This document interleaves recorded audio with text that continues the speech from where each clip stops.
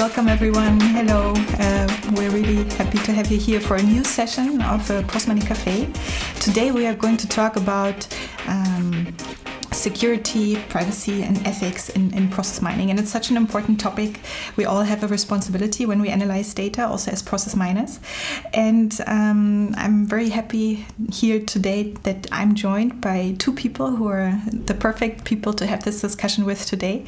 Welcome Dirk Fahland and Felix Mannhardt. Hi Dirk, hi Felix. Hi. Hello, hello. So I want to briefly introduce you both before we start. Dirk, you're an associate professor at Eindhoven Technical University, and you also create the advanced process mining course, and you have just created a new master for data science and artificial intelligence, where also the topic of ethics was quite important to you. Is this correct? Yes, this is correct. And ethics maybe comes a bit as a surprise as a topic of, say, advanced process mining. And maybe ethics not in the sense of doing good for the world, but doing a good job. And I think that is something that is very important to all of us when we work with data. So this is what I want to share with you today. Right. No, that's great. And that's certainly one of the things that we want to talk about, because this can mean different things, right? It's like you can deliberately create false impressions, but you can also make mistakes. And all of these are aspects of doing a good job or being responsible in a way.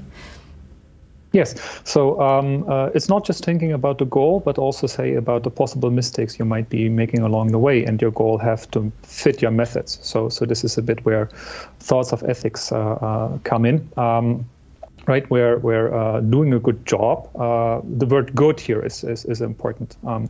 That you try to do things right, not just as for society or for the company, but also just for your profession, and that you can honestly say, what I did is trustworthy and people can build on it.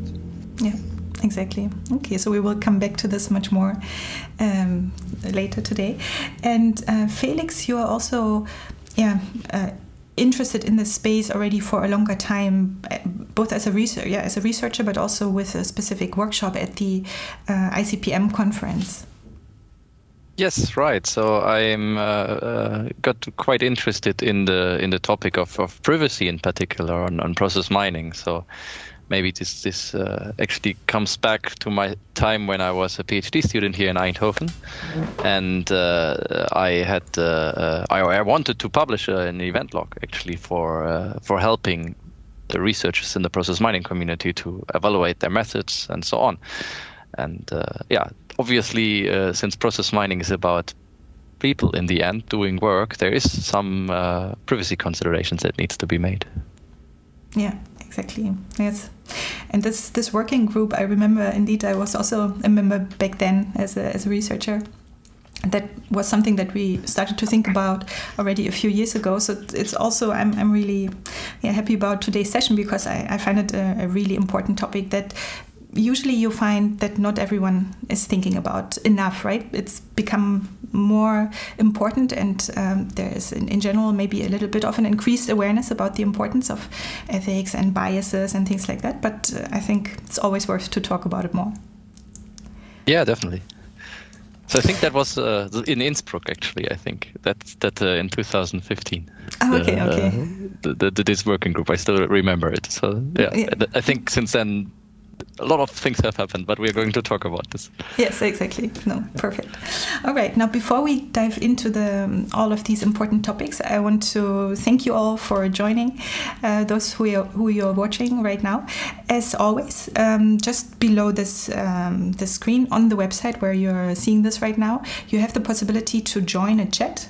The chat is going to be live while we are on the air, and you can just type your name and then you're part of this, and you can either ask questions, but also add your own comments and feedback and your own experiences around this topic there. And we would very much encourage you to do this.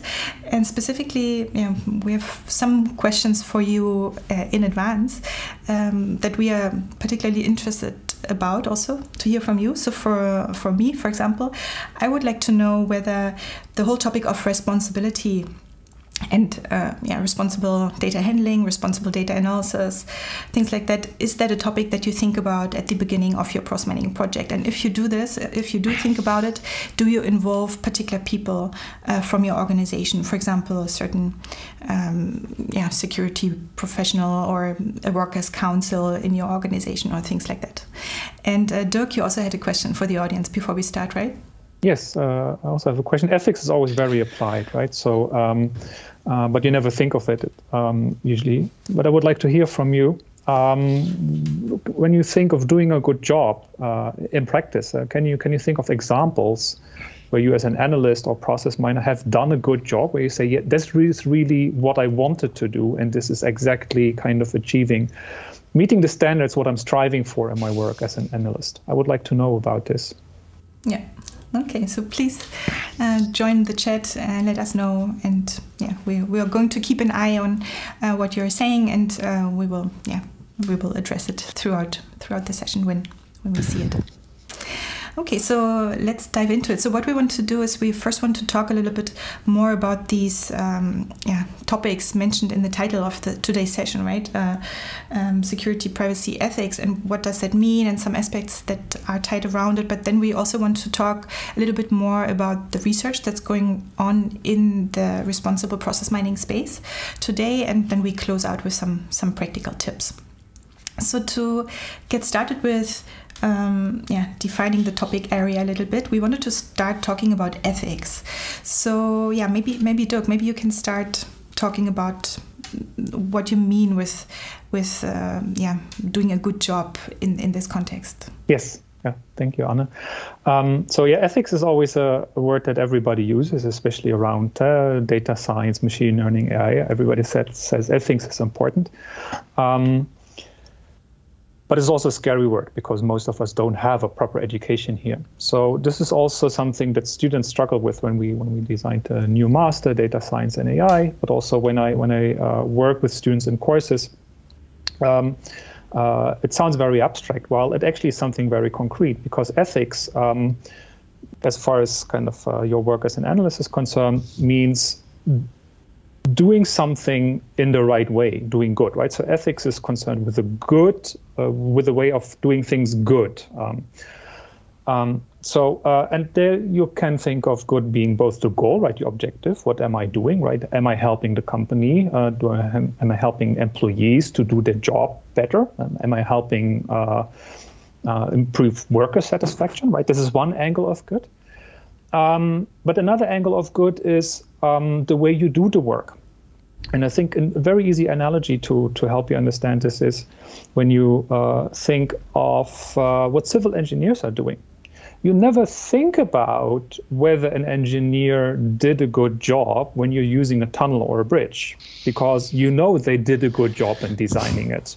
Yeah. That has to do with a lot of experience and millennia of work that went into this, of how to do a good job.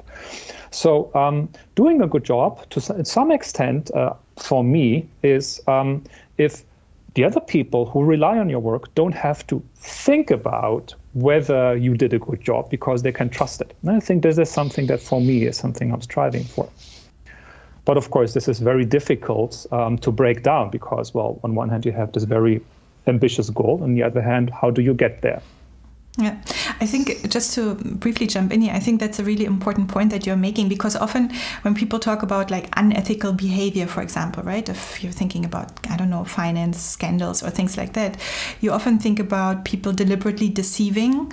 And we also know, that you can present statistics or analytics in a certain way to make a certain impression, or by presenting scales in a particular way that don't show the full scale, but just a certain part you can emphasize to create a certain impression, right? This whole topic like lying with statistics, for example. But it's not only that, but it's also it can also be not deliberate and can be still as serious. So that's what I'm hearing you say when you talk about the engineers, right? This good standards of practices. Yes, absolutely, right? So in the end, what you see is the outcome that you produce.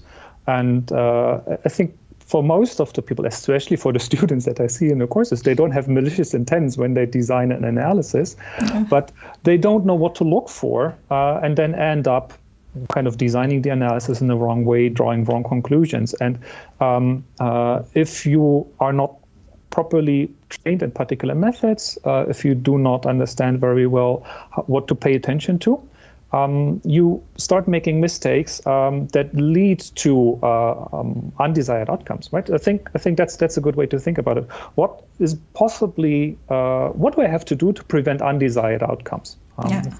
Yeah. Is this, I'm curious, when you're talking about the students, is this something you see students are aware of already in some form, or is this a completely new concept to them when you talk to them about it?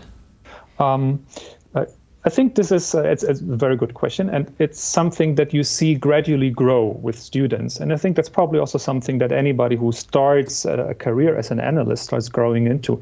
Initially, you're just working with the techniques and you try to understand them, and over time you start realizing, and also the students start realizing, that even if you apply everything by the textbook, you create effects that you did not intend.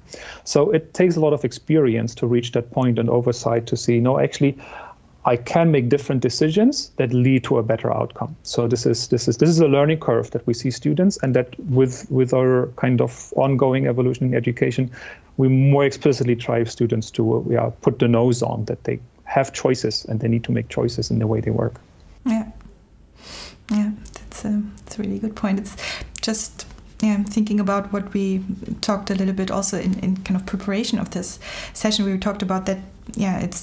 Because it's a new area, we don't really have those standards yet always, right? It's in a way still being in the process of being defined, and what is the good practice to use. And I think that's Felix, what you also ran into when you had the situation that you wanted to publish this data set, right? There wasn't kind of a standardized way of doing this in the right way.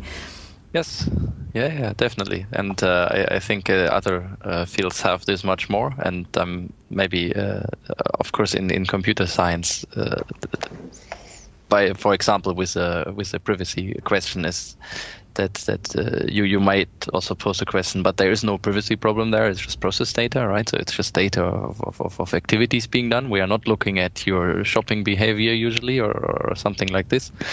But of course, there are some privacy or other issues with the analysis, and let's say the analyses that are done, they have an effect on the real world. I think that's also maybe a realization that maybe as a student you don't have, but or you know, of course, if you ask the student, then they say, yeah, of course they have an effect on the real world.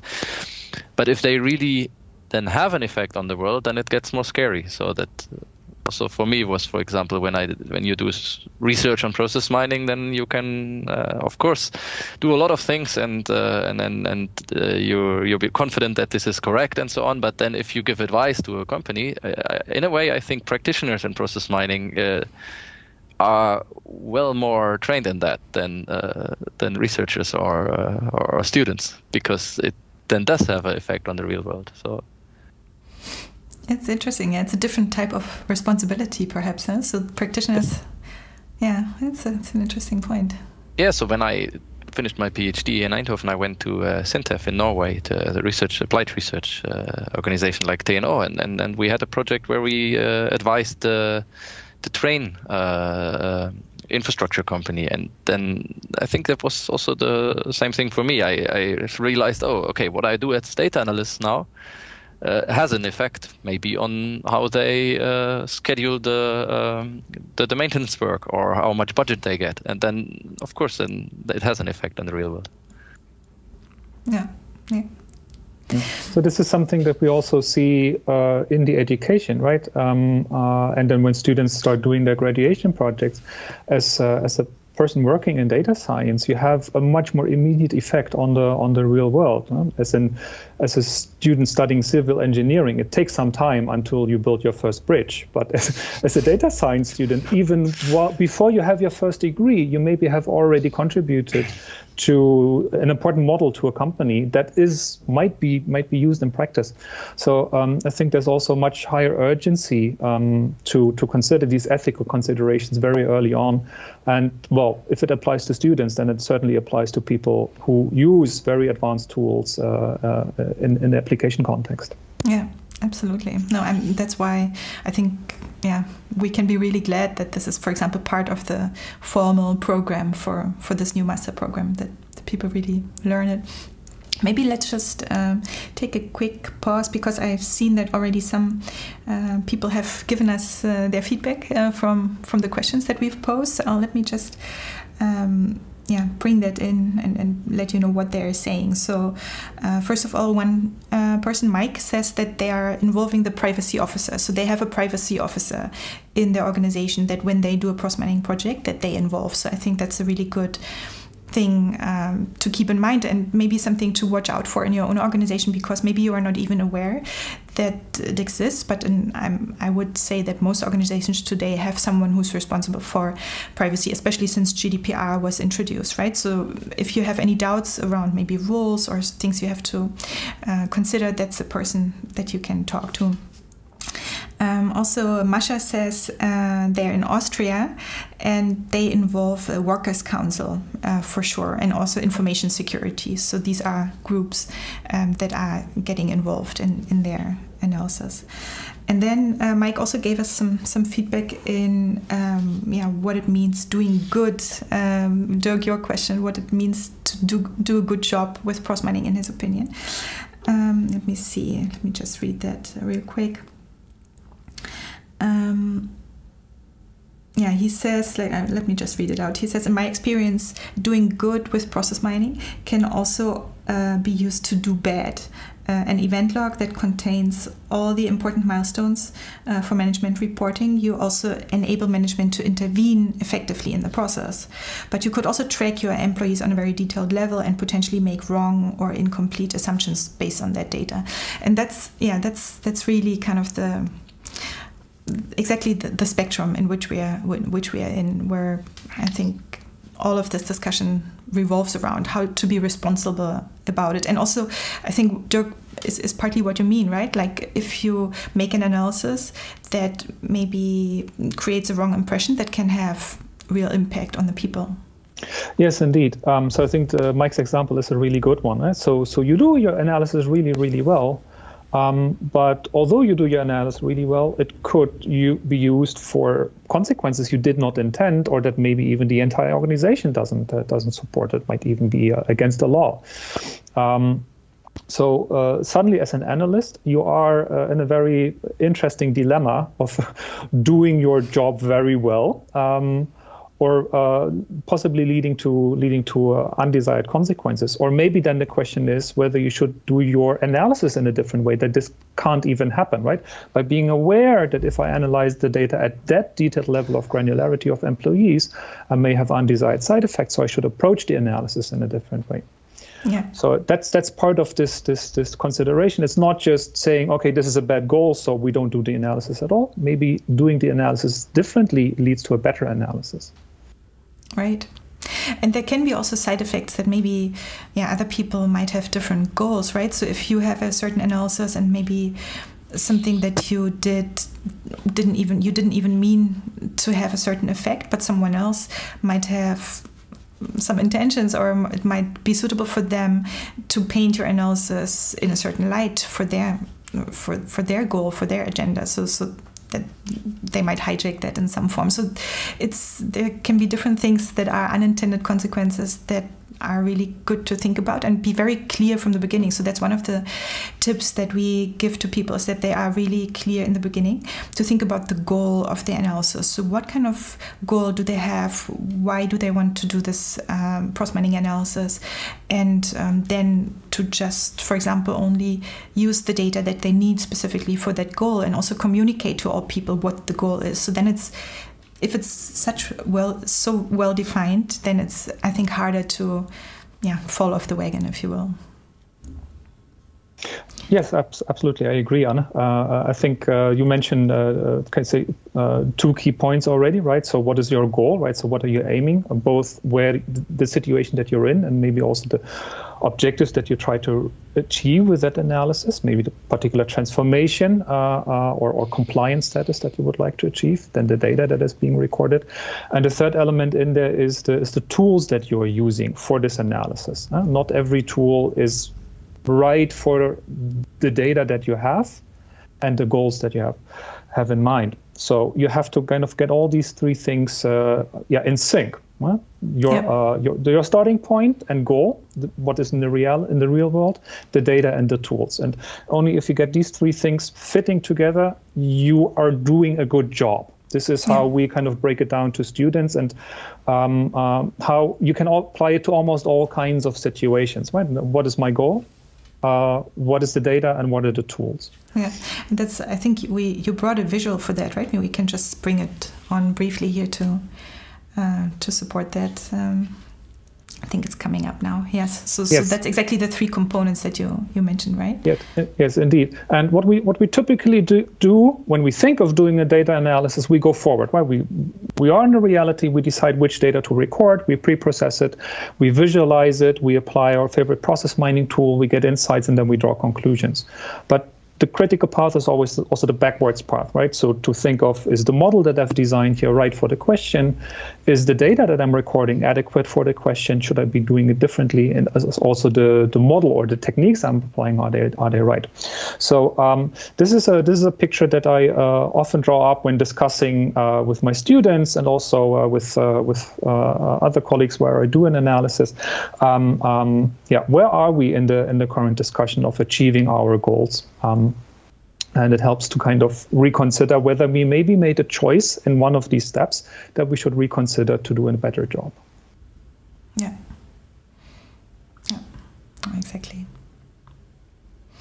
Okay, yes, I think in terms of the ethics part, so we were talking about doing a good job in the context of the whole ethics component of the title, and I think there what comes across here a little bit, and I think is important, is first of all, to be really aware that you have this responsibility, right? So I think if people know that, then they have all the tools, or they can get the tools to do it right, and then they can consider all of these dimensions. But so be the person who thinks about that from the beginning, and don't be surprised if someone asks you later, but be the one who proactively considers this from the beginning in their project.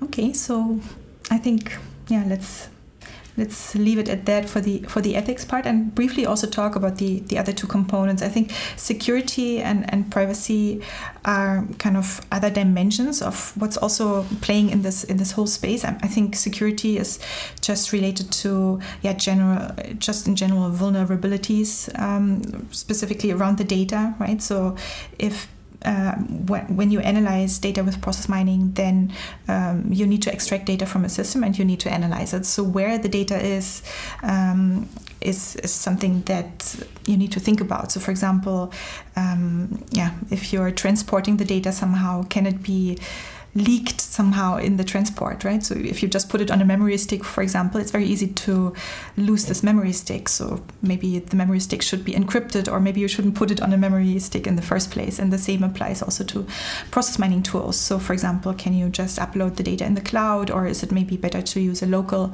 process mining tool, or like Disco or Prom, or if you have a cloud-based tool, maybe use it on-premise rather than uploading data without knowing what is happening there. So I think all of these are security considerations. I'm curious, Felix, in the whole research space around responsible process mining, is kind of security, and that there might be a threat towards really security attacks. Is that something that people also use process mining for, or develop methods around?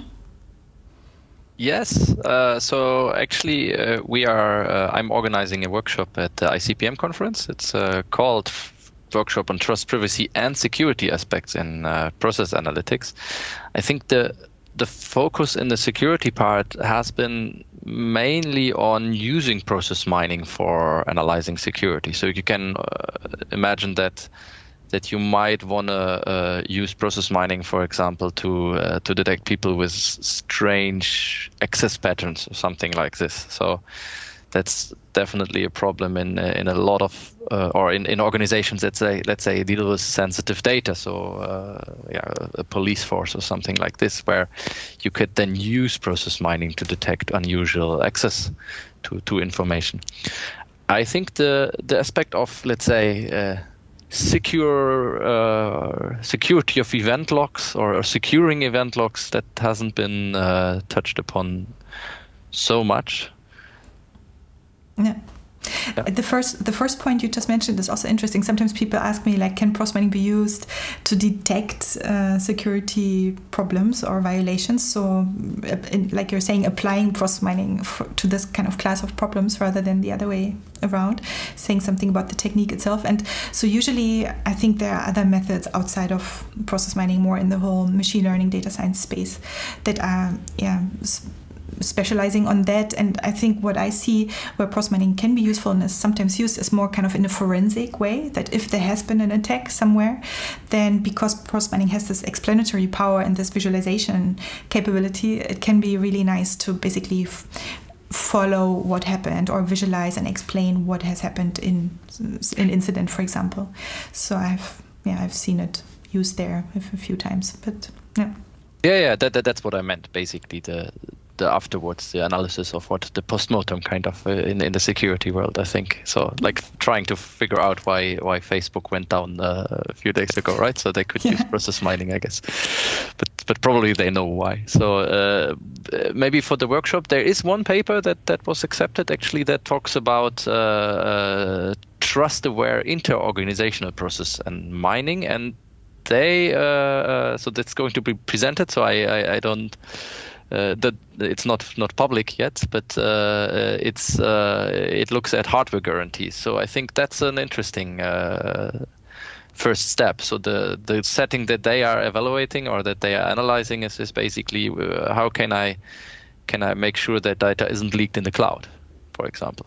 Yeah. So that would not be privacy for me, because it's actually not protecting or somehow making sure that you that you cannot identify people, but it's really just about preventing data leakage. So that's an example, actually, of a paper that is in the security domain and on event logs.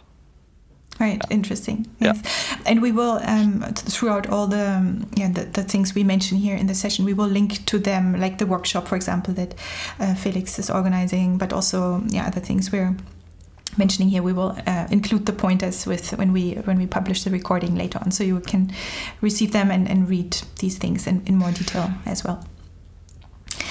So one additional point just came in through the chat that maybe I can bring in right now, is basically connecting a little bit to the discussion from before, more talking about ethics and doing a good job, where Mike says that one way to mitigate part of the potential negative impact is to always start from the premise that what you're analyzing are observations, but that these observations are not necessarily the complete reality. And this is true, right? We know also as researchers, but in general as process miners, we know that the data isn't everything. So we see some things that happen, and of course data quality, that's a whole different topic. So can you trust the data, and is this really reflecting what happened? But even if that's the case, it never shows the whole truth, right? There's always going to be aspects of the process that are not in the data at all. So whether this is about incentives around the process or the activity that's going on, or whether maybe the type of cases that people are working on, whether they're maybe difficult or easy, for example, that there could be things that are not in the data that we are not seeing. So that's really also something we need to be aware of. So part of the responsibility is also this awareness that we're looking at a limited part of the reality, if you will. Yeah. So I think that's a good addition, Mike. So thanks for sharing that. The third, maybe let's go to the third piece of the topics, or the overall topic, which is then privacy. So here it's really about the data that is being analyzed, that it impacts people who are reflected in the data. And I think in process mining we see, or in general in processes, this can relate to customers. So if a process involves customer steps or customer data, of course that's then privacy relevant for the customers, but it also involves employees working in the organization. So GDPR obviously has created much more awareness around that. So maybe just as a question for both of you, has there been specific research around GDPR and event logs in the past? Yes, but Dirk, go ahead. So I think you have a more elaborate answer, but some things, of course, I also have seen. So I think, so first of all, within our research group, GDPR is a very big topic as a very large European project, where primarily in a forensic way, but then also in an operational way, try to see where GDPR compliance or violations are happening, and then also to kind of design processes to make them more GDPR compliant. So this is on the reflection side, and it relates also a bit to the security point that we've had earlier. So where if people can have access to data that they're not supposed to be having access, then of course this is also say a GDPR issue. Maybe not in the security sense that people gain access to data that kind of in a malicious way, but they see data that they're not supposed to be seeing. And there's also techniques that are here researched at the security group at TU Eindhoven that kind of also can even do this in a runtime setting, where the context of the process, where am I in a particular stage based on the activities that I have been following. So at the moment, should I now be having access to a particular piece of data or not, right? Because the right to be able to access data is context dependent. It's not universal. In some situations, I have the right to see student information because I'm deciding the admission of a student to the program. In other situations, I should not be seeing the student information. And here, process information is very important. So it's not just forensic; it's also very operational. Yeah. Yeah, absolutely. No, I think that's a really good point. I think for organizations, the whole introduction of GDPR really has created like a routine and the necessity, like you were saying, to think about, well, what kind of data do I actually need? And for which purpose, right? You need to, in a way, justify, like, for which reason are you collecting data? And it needs to be for, legitimate business-related reasons. And then there's also rules around how you have to ask for permission about using that data. And so thinking about which data you have and whom this data relates to and who should be seeing it for which purpose, that's essentially what you really need to do and be really clear about. Yeah, I think one thing, and that's maybe if we're thinking about like cross-mining projects, it can involve different people, right? So for example, sometimes there are external parties that are being brought in. Sometimes companies work together with universities, or they work together with external consultancies, for example. And that's another thing, if they have to share data, or maybe like you are doing at the Eindhoven University, that you are sharing, creating data sets that are even released to the public. These are situations where you really need to think about also hiding certain aspects of the data, right? And you can always leave out something completely, but one way to deal with hiding sensitive data while still being able to use it in some form is to use anonymization. And so maybe that's also something we can briefly talk about here, because I think it could be relevant for people to know that they can actually do that also with a cross-mining tool, like for example Prom or Disco, that you can I can actually show this just briefly. I have Disco here, that when you have a data set, and imagine maybe that you're the data analyst within your organization and you want to analyze a process together with a group of people, but you are responsible, you are kind of the interface between the IT that gets the data and the team that is then doing a more detailed analysis on it. So you can decide what data you actually want to pass on to the other team members, and you're preparing this data set. So first of all, during the import step, you can maybe decide which data you don't want, right? So for example, if I go back here, for example, like we said before, in some regions, like for example Germany or Austria, there's a very strong tradition of a workers' council where they protect particularly the employees which are working in the organization. So for example, the person who's performing a particular step in the process, that's information that you, for example, would not import in the first place, right? So even if it's in the data, you can choose not to import it, and then you don't have that available, and you export the data for the team to do the further analysis. But also even if you want to keep the data, then you can anonymize the data, and that's something. When you export, for example, here, you can choose which aspect of the event log you want to anonymize. And so here, for example, the resources have been chosen to be anonymized. And what this means is when you export the data, then the anonymized data will keep the same identifier for the same person. So if, for example, Dirk has done one step in the process, and then in another case, he was doing the same process, then it would be replaced by the same value, right? For example, resource 1, and would be the same resource 1 in the other case.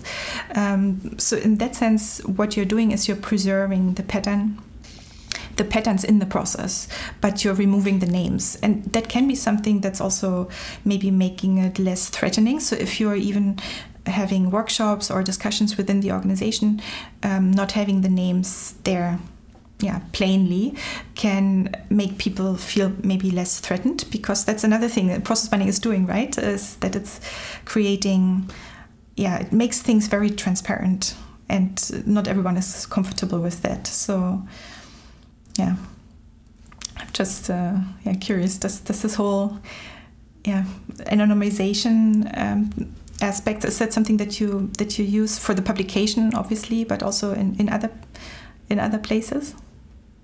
Yes, so I think it's a very interesting topic, and it's interesting that you called it anonymization, because in a way this is pseudonymization, right? So you're creating a pseudonym for the resources. That's a good. Let's get the definitions right. So we have the terms. So my understanding was always like that pseudonymization is when you have a mapping, so that you can actually reverse. Yes.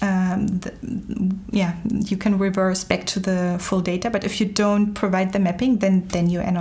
How would you make the distinction between those two? And maybe there's even more concepts that are more fine-grained around this.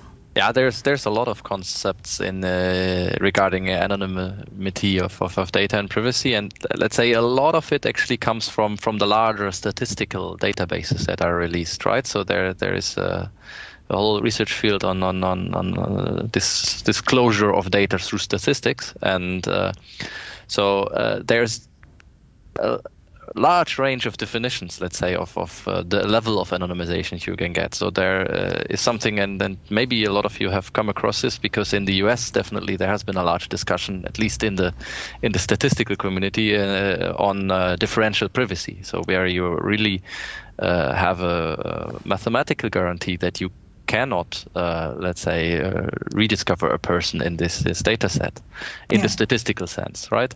So I don't want to give the definition now, but and then it can be read, and I think there's also very accessible information on the internet to understand this. What's maybe important there is, and this is a real challenge, I think, in the process mining context, is to understand that, for example, if you just throw away the mapping to your pseudonymization, so you kind of throw away the key, that's not the same as not being able to reverse engineer this, right? So you can always assume, and that's maybe goes into the direction from the beginning, what is a good engineer, and what are the ethical problems that you might encounter, right? So I think then, depending on your answer to this question, you need to be aware that somebody might be able to reverse engineer this. And there's a very simple example is, of course, if you're in a small or medium-sized enterprise and there's just a few people doing a specific step in the process, and then it's very easy to re-identify that person. So everybody knows that I don't know, Mike is doing this, right? So then that was not really useful to do the anonymization in that sense. Yeah. That's a really good example, also maybe relating to what Dirk was saying at the beginning with these unintended consequences, right? It's like you think you're doing a good job, you're hiding that information, but if it's the same applies, I think maybe a patient who has a very rare disease, if there's just one or two people, or maybe you're talking about a place where they live, which is really small. So it's very easy just bringing in maybe 2 pieces of information, and you have narrowed it down essentially to this one person or just a few. So it's not anonymous anymore. Yeah. And what makes this very difficult in process mining is that we have the timestamp data. It's so important to us in the analysis. Yeah. But because of the timestamp, it's very easy to see particular temporal patterns. And even if you anonymize very well in a large organization, but if you see a certain resource that you've anonymized is not working on particular days or stops working at particular hours, I think you have a very high chance of finding back who that person is if you otherwise know who the people are in the organization. Yeah, no, that's true. This is a big challenge, and I think it's also something to keep in mind when you do a practical analysis. The timestamps reveal a lot of information, well, for good and for bad. Yeah, yeah, I completely agree, and I think what I'm seeing here is a little bit also maybe a difference in what you're preparing the data for. So if you prepare it for an internal analysis within your company and you do this within your team with the goal to improve the process, I think it's a very different thing compared to when you publish the data, for example, for external people to analyze it, right, or to give access to some form to the outside. I think there really is a line, and yeah, so the ways how you can reveal or trace back the information are, yeah, there's always even more ways than you maybe think about. I mean, even if we pick the example here with the resources, let's say we hide the people's name, right? So we anonymize the resources. We use this anonymized data set for our process mining analysis. And let's say maybe that even it's not the case that there's just a certain task which is just performed by one person, so we automatically know who it is. But it could be everyone, because everyone is doing everything. But even then, if we don't anonymize the case IDs, once I have the case ID for a case that took, maybe very, very long, or is kind of a problematic one, you can always go back to the operational system and type in the case ID, and there you will see, of course, the people who are involved in it. So in a way, you can always trace back who these people are. And so what we see is usually that what is a good goal perhaps for this type of internal anonymization or data preparation is to, yes, only extract the data that you need, and yes, perhaps anonymize the resources, not to create this kind of the reaction of the people, that they don't feel threatened. Like someone in the chat also actually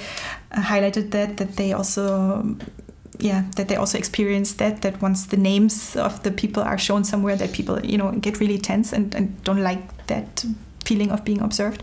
But that ultimately, if you use process mining within your organization, the goal is to build up a culture around improvement and a cooperative culture where people build trust, right? So they build trust in your goals and what you want to do with the analysis, and ultimately are on board with what you're doing and are doing it together as a team. And in that sense, you can then actually work with open data as much as possible. I think that should be the goal, because the more you hide, then also you lose analysis possibilities. If I anonymize the case IDs, I can't trace them back anymore to individual operational cases in the system. So I can't do the data validation as well, and I can't do the follow-up to actually do the improvements, right? So it's clearly kind of this kind of trade-off that we have here. Yeah, I mean, I would just sure. Some people, I think, especially in the privacy domain, would say this is not a trade, or it shouldn't be a trade-off, right? So you should actually, and that's maybe now the research goal from very computer science side. I of course want to provide a method where you don't have to make that trade-off, right? So that would be the holy grail there, that I give you the privacy preserving process mining method, and you don't need to care about it, right? So but very clearly that's not there. So there's of course lots of different ideas. So maybe to just drop one, you could, for example, instead of just pseudonymizing, you could look at on the group level on privacy, right? So that the simple thing you could do is you could say, let's not have activities or edges in my process map where there is less than 10 times that it occurs. So then the chances get lower that you immediately can spot somebody. But I think I also fully agree, let's say, not just from a computer science perspective, I agree with you that it's a lot about the culture, right? So in the end, the name of the people is in the operational systems, and it should be there, right? So this is also, you're doing the work in a professional context. So if I give a student a grade, then my name is there because that's what I did. So it needs to be traceable. In a way, I'm not private, right? I don't have the right to be private. Or if I'm a pilot in a plane, then there's a black box. I actually like that analogy because I would like, and there maybe I also have some questions for practitioners to give us some examples of things that they would need, is if you would have a black box or consider some parts of this process mining analysis more of a black box that's opened in case there is a problem. And other things, they are transparent and everybody is aware, right? So that could be maybe a nice way of doing it, because I think for some part of the analysis you only need statistics, and let's say the privacy preserving methods that we develop, they are not yet in the commercial tools, but maybe in a few years they can really serve a purpose. So if you have a large accounts payable process, thousands of cases every week or something like this, then you can guarantee privacy and you can derive statistical conclusions on a large scale. And then for other things, it's more about compliance or workarounds and these things. And then maybe you need to agree with the Works Council or with your employees that this data is only opened with a good case, when there's a good case for opening it, right? And then everybody should actually be happy that it's looked at, because everyone wants to kind of improve these processes, right? So it should not be that privacy is preventing improvement there. I think then that's the wrong way to see it. I think that's a nice way of looking at it. So if I understand you correctly, so the question is also maybe to the people watching and in general, what you as a researcher are interested in getting feedback on is like, if you see this as a black box, what should be in the black box and what should be outside of the black box? So where are the boundaries, and under which circumstances maybe people would want to look inside the black box if that's hidden away from the regular part of the analysis? Yeah, or in a way, what would be when it regards privacy, what would be the actual real life problems that need to be solved, right? So it's very easy as a computer science to solve the absolute problem of provable, I cannot re-identify somebody, but that might be not very useful to people, right? Yeah.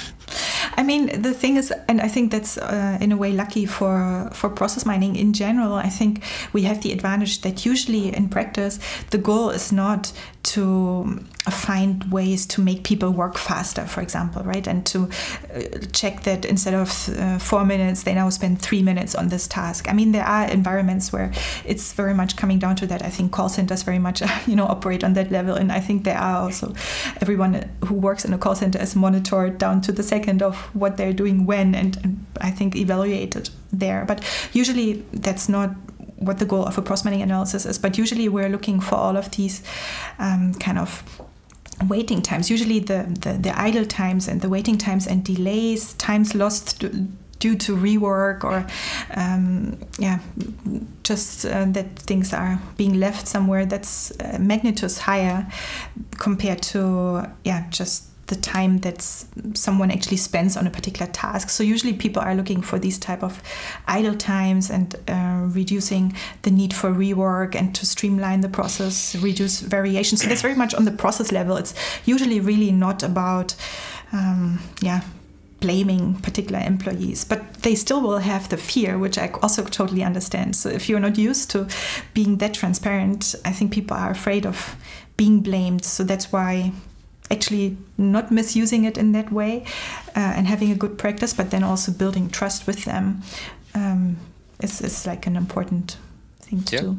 I mean, you have the data, right? That's a bit of the problem here. You can also do the other thing, but then if you have the data for a process mining analysis, you have the data also in your operational system. So then why go through the hassle of this process mining, right? So maybe the fear there is that it has been safeguarded in the operational system and people don't have access to, and now there's maybe this backdoor of putting performance management on there. So there was a workshop last year at ICPM where we actually had an industry panel, and that was also interesting because, let's say, the people participating gave the idea, okay, in some case there's no privacy problem because of these accounts payable processes I just mentioned. So there's lots of people, this is repeated a lot of times, so nobody would bother of looking through that.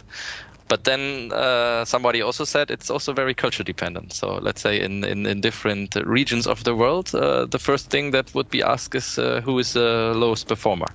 Yeah. And that's, can also be used for that, of course. And I think it could be regional, but it's also company culture, I think, related. So, so this is interesting. What I would like to add to this discussion is I like the analogy of the black box because it also helps to understand, right? Not just look at the risks of doing a data analysis with process mining, but also, I mean, there's value in applying process mining in the first place. So we the event logs and the process mining analysis are the black box for an organization, right? So where are things going wrong? Are we not reaching our goal as an organization, and not in a performance sense, but just in achieving our goals together, right? Also, employee satisfaction is a big factor, right? So sometimes that gets lost in this discussion about ethics. You always look at the risks, but I think thinking back of the triangle that I showed earlier, process mining is a tool that allows you, together with the right data, achieve goals that you otherwise cannot reach. So using process mining is also a way to just do the good job for the organization. And then, I think we're closing the circle by bringing the people on board, and then maybe also making employees that are involved in the analysis aware that maybe your name shows up, but it's not about you, it's about the organization, and then kind of how we can help you work better. You achieve that objective then. Yeah, no, absolutely. Yeah, absolutely. I wanted to say something which I just forgot, but I also wanted to check the comments because we have had some more input from the chat. Let me just check that and see whether I can read it out. Oh yeah, I think Chris also had a question about what the underlying philosophical foundations are. Typically, when we are talking about security, privacy, ethics, and data and process work, he was asking, is it Aristotle, Machiavelli, Kant, etc.? Does it go back there? I wouldn't know, but maybe any of you know about any kind of philosophical links? I was afraid that this kind of question would come. To be honest, this is also something I'm just educating myself on, right? So, I mean, I think every philosopher in history has something to say about ethics. So in that sense, you're largely free to pick the philosopher you like. For me personally, I keep it with Kant to some extent, right? It helps. But that's now my very personal opinion, and I think the discussion is a bit broader. And I think it's also very much ongoing. When you look at the ethics discussion, one of the interesting points is that when you think of ethics, typically it's considered good for the world, good towards society, right? So objectively good. Whereas what we've been discussing is good in kind of doing a good job. And these two are not the same, but they're connected. They form some kind of spectrum. And this is, as we're developing this new master together with my colleagues also in Eindhoven, this is a discussion we're having at the moment. It's something that philosophy never really looks at, or not mainstream. So it's a very good question for which I don't have a very good answer. It's a very good answer for now, I think. I think if you would have an answer, then that would be very good, right? So. Now, I think one thing that we also wanted to make sure, right? So we talked a little bit about, these these different areas that evolve around responsible process mining, kind of from a practical perspective, and these different dimensions and aspects there. But there's also a scientific framework, and we wanted to talk a little bit about the research that is going on in the process mining space there. And so yeah, we'll include some links also, but there's kind of this picture here that Felix shared with us, where essentially in this framework there's 4 different categories that are overlapping, or it's basically a different way of looking at the same space that we have been talking about all the time already. And it's coming down to FACT, fact, right? So it's fairness, accuracy, transparency, and confidentiality. And yeah, we wanted to also go through those concepts briefly and explain what they mean, and maybe what some active research is going on in this space. So let's start with accuracy, perhaps. Can you explain what accuracy means in this? Yeah. So accuracy, in a classical sense, or kind of in the typical sense of data science, is how well does the model, so the process map or my analysis, the prediction model, whatever I have created, describe well either reality or data. So already there you have to start making a distinction. Are you trying to just summarize the data really well, or are you also trying to kind of generalize and go beyond what's not in the data? Maybe because you try to have a prediction model that goes a bit that necessarily has to function over data you haven't seen yet. I think for most of us, it's easier to think of accuracy regarding the data, right? The event log that we have, that we're working with, because we often look at back at the history. And in that sense, accuracy means the process map, the process model that I see, the graph, really summarizes the data well for the analysis task that I have.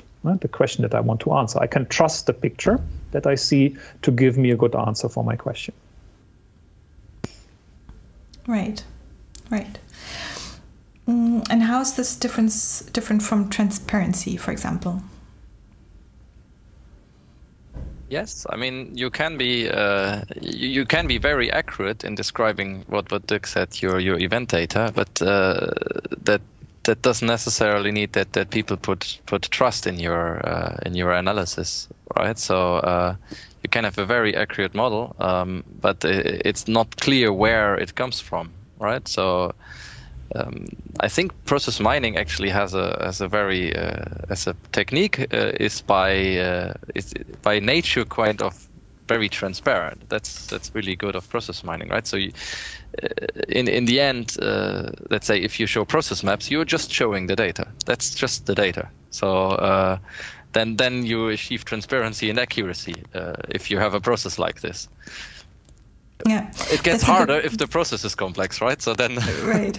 No, but it's a good point, because if you're looking at other techniques from the data mining world, right? So there you have some methods like neural networks or methods like that, which are truly a black box. So you can train them and they can be very accurate and they can have very good results, but you don't understand how they work. So in that sense, for any kind of process mining analysis, you can always kind of trace back and see exactly, for example, which filters were applied or which steps you have taken to get to the result. Is this what you mean, or?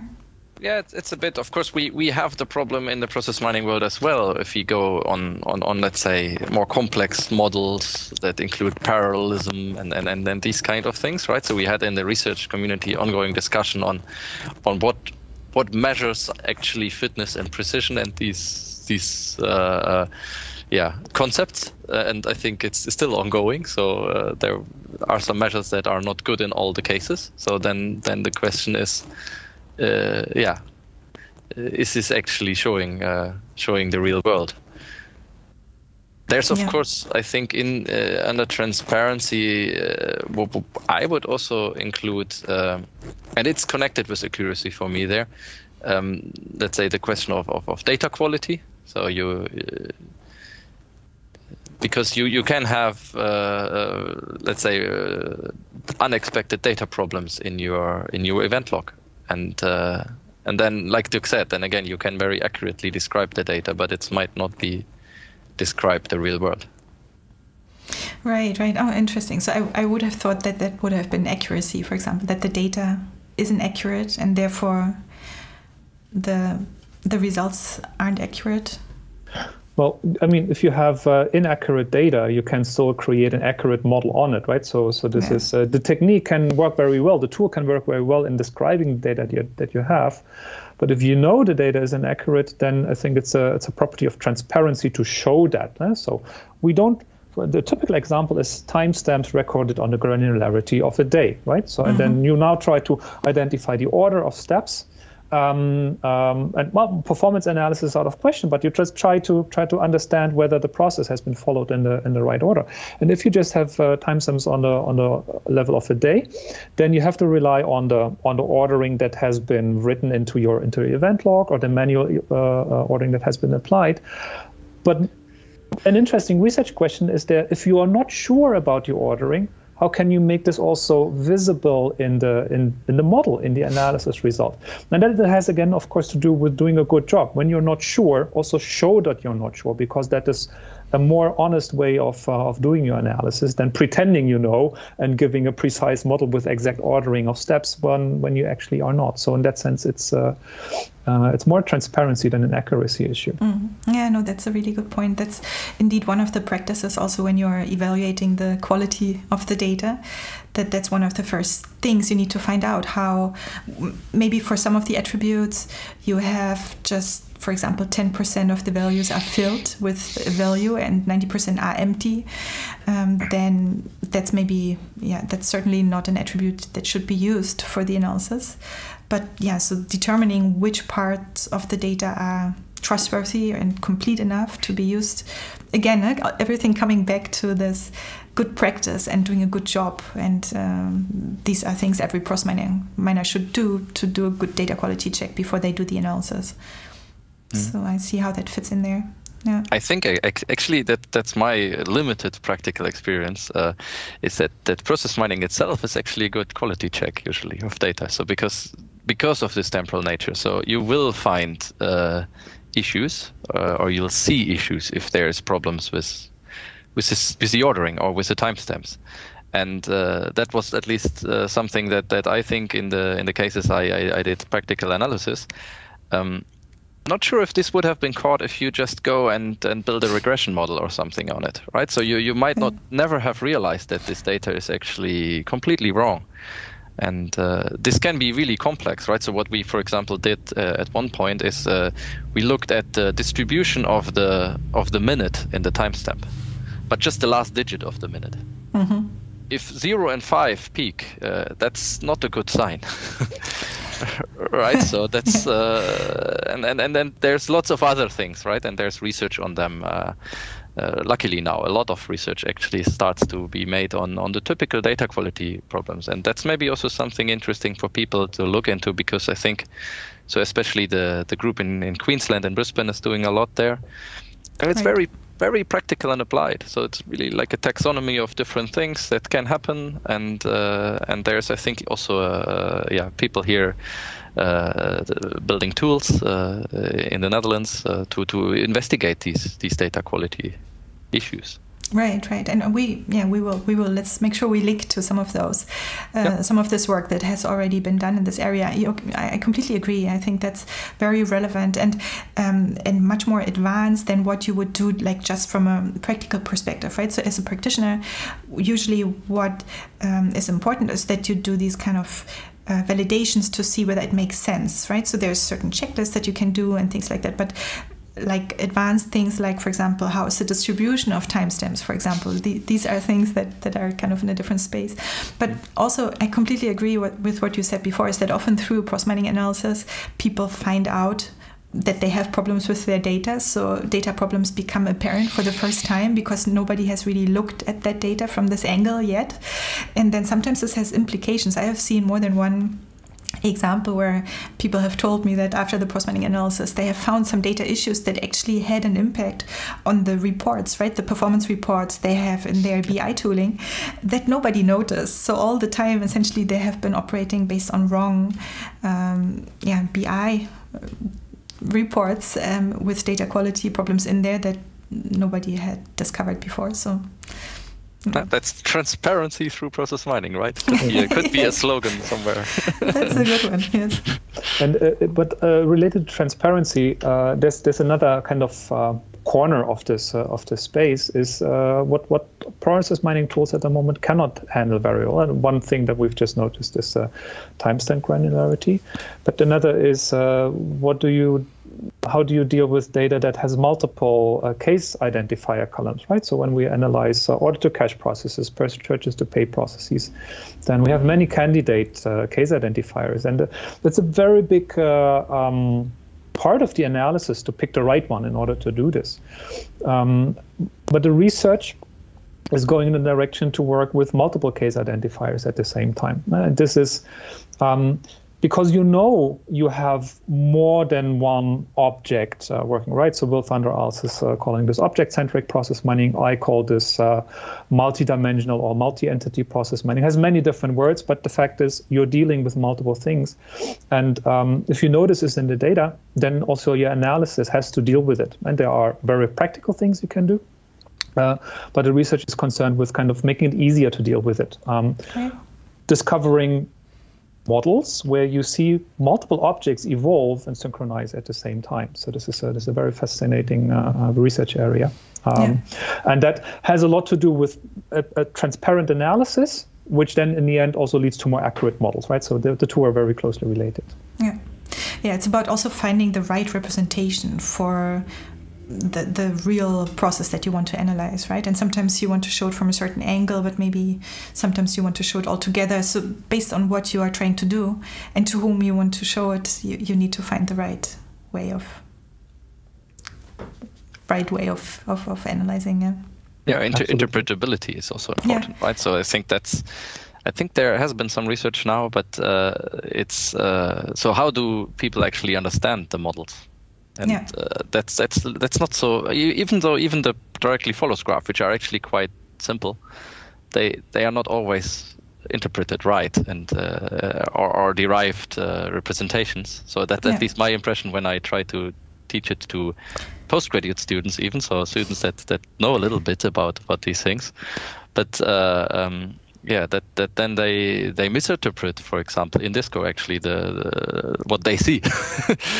So that you need to be taught, and I think that just gets harder with multi-dimensional process models. Yes, it definitely does, but it also interpretability is really important to build trust, right? If people want to trust what they see, then that's really essential. So it's really it's a good component. Yeah. I'm wondering, Dirk, you also brought an example from a research project. Does this fit into this this whole aspect of how people can read and understand? Yes, absolutely. Maps, right? Yes. Let me bring this up. I think I have this here. It's a separate slide. Yeah. So you brought a picture. You should see it now. Yeah. So this is an example where we. I think it again has to do with very much with transparency. But then also links to accuracy. So what we see here on this on the slide is 3 different process models on the same data, discovered with 3 very different process discovery techniques. And we did a study where we asked analysts to mark which parts of the data they think is represented well in the process model and where do they understand the process model in relation to the data, right? That's marked in green. And which parts they don't understand, that's too complicated or where they see a mismatch. So you very clearly see people judge these models very differently, and also different parts of the model. So there's certain preferences for structures that we've seen that users prefer understanding because they maybe are a bit more familiar with, right? They trust concurrency is the prime example, right? In academic research, we very much focus on discovering parallelism and concurrency. And in practice, it's difficult because it's a difficult concept, and also our algorithms at the moment are maybe a bit too eager to discover concurrency. So not every parallelism that has been found is a good one. So such analysis, I think, is something that we need to do more in process mining research, where we a bit better understand what do users, consumers of process mining analysis actually trust in when they kind of see the analysis results, and then kind of they see the link to the data, and for them the model is then accurate. I mean, none of these models is showing the data 100%. So it's always just focusing on a particular aspect. Apparently, some models leaving out certain things are more trusted by users than others. So this is an interesting research question, and I think we still have lots to do in research to close this gap between your user expectations of what is a good model when we have done a good job in process mining, and what the tools at the moment can do. Yeah. Oh, very interesting. Yeah, I think this is really a really interesting space where researchers can really spend time and do systematic studies, right, to look at these aspects that are very hard to kind of approach just from a practical perspective. Okay, great. Thanks for sharing that. So we will share the links to that as well. Maybe looking at the spectrum again for the responsible process mining, we talked about accuracy and transparency. The third one would be confidentiality, right? So that's, I think, related to all what we talked about, anonymization, pseudonymization. Is there anything else that we didn't talk about yet that also falls in here? I think we talked about most of it. So from the research side, I think there is a community now. So let's say 4 years ago or so, actually after I finished my PhD, I would have written the paper with nobody has ever cared about this, that you cannot write anymore. So there has been research going on, adapting, let's say, the standard confidentiality or privacy concepts onto process mining. So things like differential privacy, k-anonymity, but also encryption schemes, so that you can basically compute on encrypted data. So there's, let's say, this basic work has been done. There are some more challenges, of course, to be solved, and it's a hard problem because of the sequential nature. I think that we talked about it, right? It's a bit like the COVID tracker that would, let's say, track all your location trajectory. Nobody wants this, right? In Norway, actually, they tried to introduce it while I was still there, and that got a lot of backlash, for rightfully, because this is data that's incredibly hard to anonymize again, right? So if you look where the people are most common, then that's at home, especially when they need to be at home and they cannot do anything. So that's clear. And it's the same problem as in processes, because you have the sequential, the nature of things. Mm-hmm. So I think that's mainly what I can say. I think there's, again, with the timestamp, there's of course something practical you can do, right? So I'm not sure if let's say, if you anonymize it, you do this, but you can of course also shift these timestamps a bit, like timestamps shifting without destroying the usefulness. That could be something. Making them more granular could help, and then these kind of things. Mm-hmm. Yeah. Okay. Right, and this brings us to the last one, fairness. So, what is fairness in this context? So this is a tough one. Yes. So in the end, what you want with fairness, right? And I think this is easier to understand, say, from a machine learning perspective first, is when you have machine learning models that try to help you in detection of or classification of particular cases. You want that these models are not biased against a particular group of people. So because they maybe are underrepresented in your training data because you collected them in the wrong way, but you don't want the model to kind of have a bias towards the majority in your data. Or because the machine learning model picked up on particular correlated features and then makes wrong inferences. I mean, typical examples are, the typical problem with skin colors or people having a particular education background are then profiled to not be suitable for particular jobs because that's just correlated because of biases in the training data.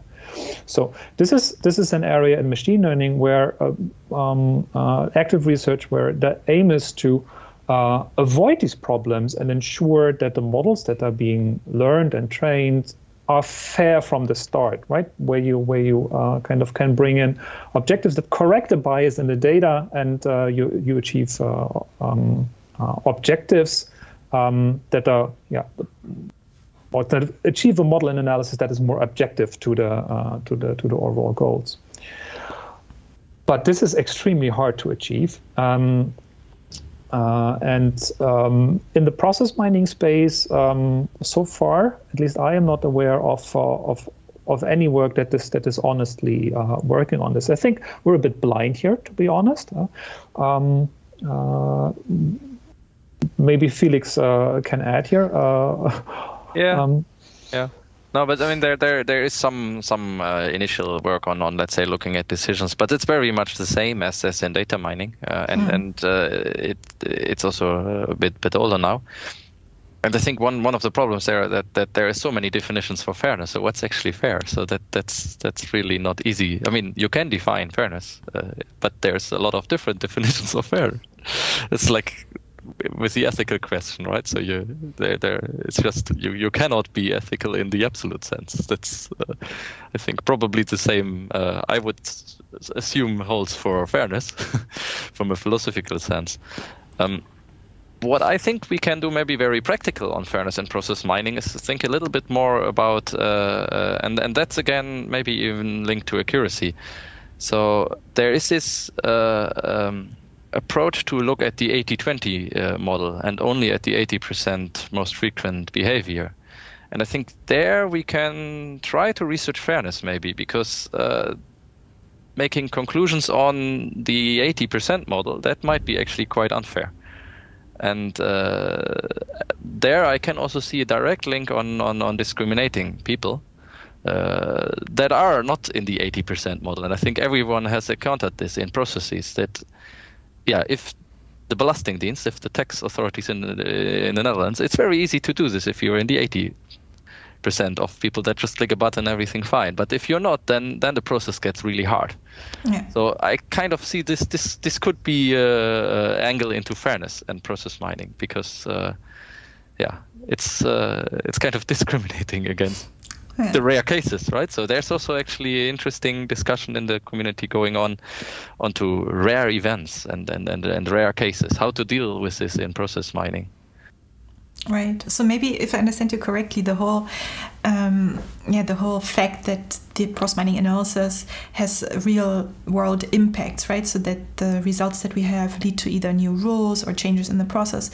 They also affect people, and they may affect people internally if you reorganize something in the organization, but maybe also customers. If you, for example, as a process improvement, make certain rules, what you require from customers. So in this space, it's of course about what you want to achieve, but also there are questions about, is this ethical, but also is this fair, may play a role.